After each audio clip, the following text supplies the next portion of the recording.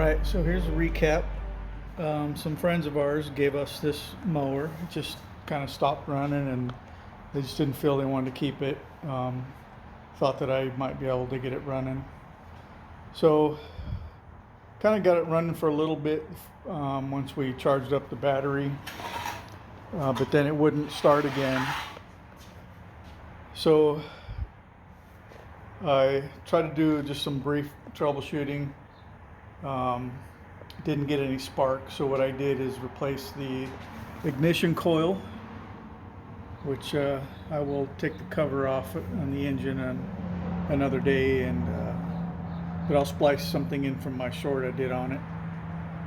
So I got an ignition coil, but it still didn't start. It would kind of want to run, but then just wouldn't get there, wouldn't turn over, couldn't get a good spark. So it might have been just like a static discharge or something that would kind of pop every once in a while, get some hot compression going, like basically just a misfire. So what I did was, I kind of remember on this side when I was working with the fuel, still need to get a fuel filter there. I bypassed it because it was filthy and I just hadn't gone to the store yet. But the fuel tank was clean. Everything was pretty much clean because the filter was the only thing that got a little corroded.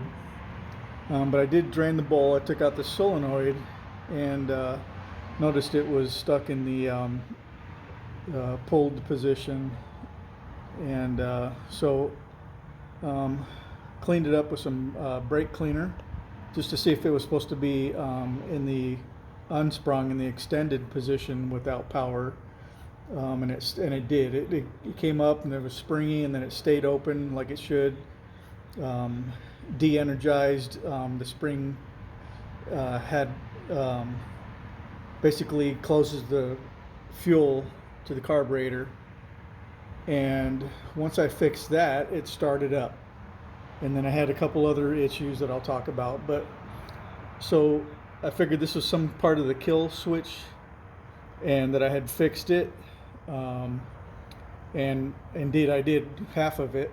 But then just a little bit ago, when I was adjusting the deck height stop on the stop position, I noticed there was supposed to be a wire on this plate, and it also contacts this spring here.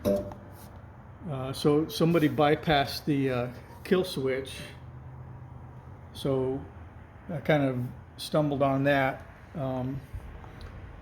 So that was bypassed, and then this circuit here was basically the only thing stopping it at that point. So once I fixed this, it was running, but this did not function until just now. So now if it's in forward or reverse, it will kill the fuel via that solenoid, and it kills the spark, because the circuit comes through here first, and then it's in series before the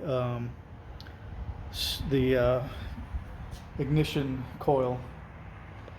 So it's running pretty good now.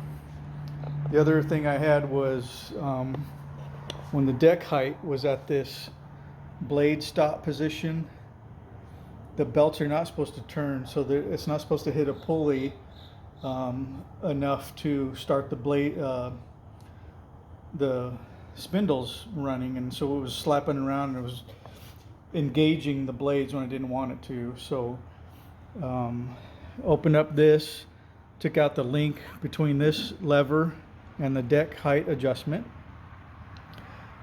screwed it in all the way until I could reconnect it, put the pin back in, and so I resolved that issue. So now it's running nice on idle, safer all around, and so I think we've got ourselves a nice full functioning riding mower. What I'll do eventually is get this discharge diverter, little plastic piece that comes out the side here. What else? The blades, I want to replace the blades, and then everything else I'll run until they kind of wear out. And the only thing left is the headlight assembly, little cover really. That probably is just a broken bulb there. These might work. I won't be mowing in the dark, but I just want the thing to look complete. Otherwise, yeah, appreciate it. Cleaned it up, got it running. So, and we really need it because it's like a half a day event mowing our property. So this helps a lot. It was a great blessing. So appreciate that a lot. So the Bolens, it's got a 15.5 horsepower Briggs & Stratton. Thing is overpowered. This thing has all the power you ever need